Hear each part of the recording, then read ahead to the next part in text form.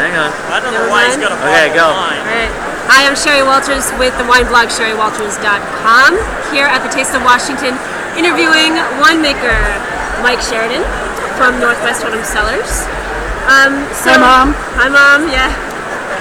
So why don't you tell me a little bit about where you got the name from Northwest Totem Cellars? I know there's a really fun story behind that. Yeah, well, we've lived in Woodinville almost 15 years now, when specifically we moved up here because we love the nature, we love the outdoors, and we really like the way the Indian connection to nature generally, and specifically the artwork. And there's nothing more iconic than a totem pole.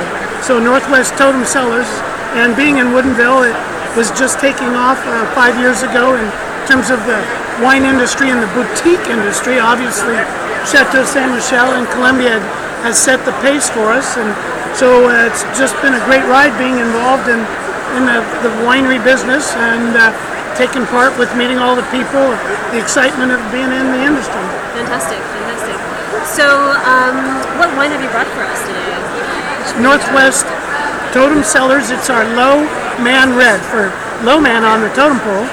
Specifically in the typical usage of low man, you don't want to be that guy because stuff falls down and you don't want to be underneath that.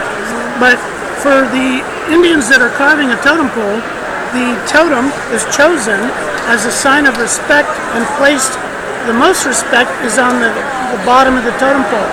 So the tribal elder was generally chosen as the low man, and if you frequently look at totem poles, the hand skyward is the Northwest Totem Pole signal for the respect, holding everybody else up on his or her shoulders. So the Bordeaux blend is for us the pinnacle blend of the wine world, and so we named it adequately Northwest Totem Low Man Red. Fantastic. So what is the breakdown of the grapes? So 64 Cabernet and 25 Merlot, 9.5% Cabernet Franc, and 1 Petit Verdot coming from Sagemore Vineyards, Ellarding Vineyards, and Chandler Reach Vineyards. Fantastic. Well, let's go ahead and jump on in and give it a whirl. The thing we like about the Bordeaux blend, and specifically our wines, is that they are food friendly. The Bordeaux blend has a wide spectrum of taste, so it can be matched with a lot of different wines and high acidity, which allows us to pair with wines or with food specifically like garlic and tomato, and those are difficult.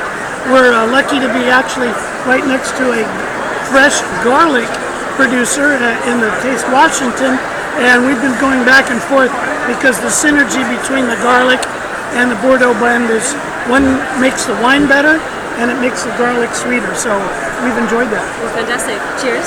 Cheers. Give it a whirl.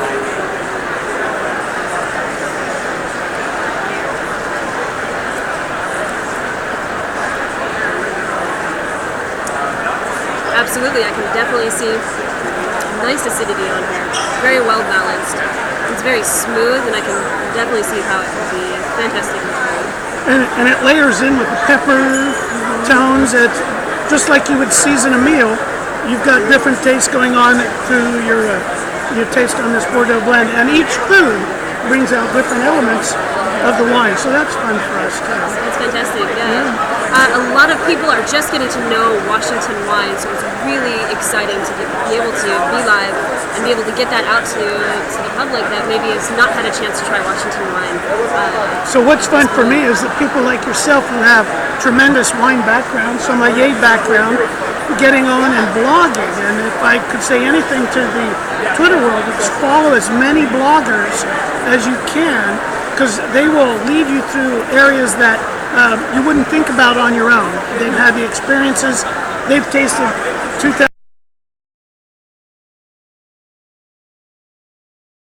wine, that experience of food wine pairing, general wine tasting to the public through the blogs. And that's fun for me as a winemaker, just to cruise around and check out all the great information going down on the blogs today. Fantastic. So what other wines are you showcasing today here at the Taste of Washington?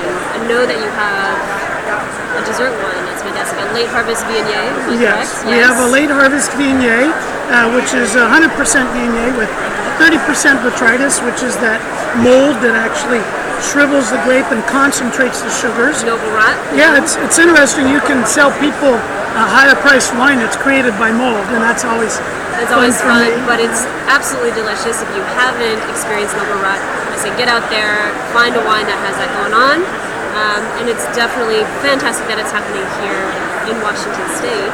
Yeah. Yeah, absolutely. Yeah, and it's the kind of wine that people say, I'm not really a dessert wine. It's exactly the people that we end up selling that bottle end up to really liking it. because it's light. It's not syrupy and over cloying and heavy. It's got a honeysuckle finish, and it pairs well because of the acidity, even with foods. Just like a pineapple can go onto a chili basil rice, it can come in contrast foods. They don't always necessarily have to pair chocolate with a dessert wine. So I would ask people to experiment when they're drinking wines how they might actually cross the path of the food instead of run parallel with it. Yeah, absolutely. All right, thank you very much. Sherry, thank you, and Yeah, and salut, cheers. and cheers. Yeah. Yeah.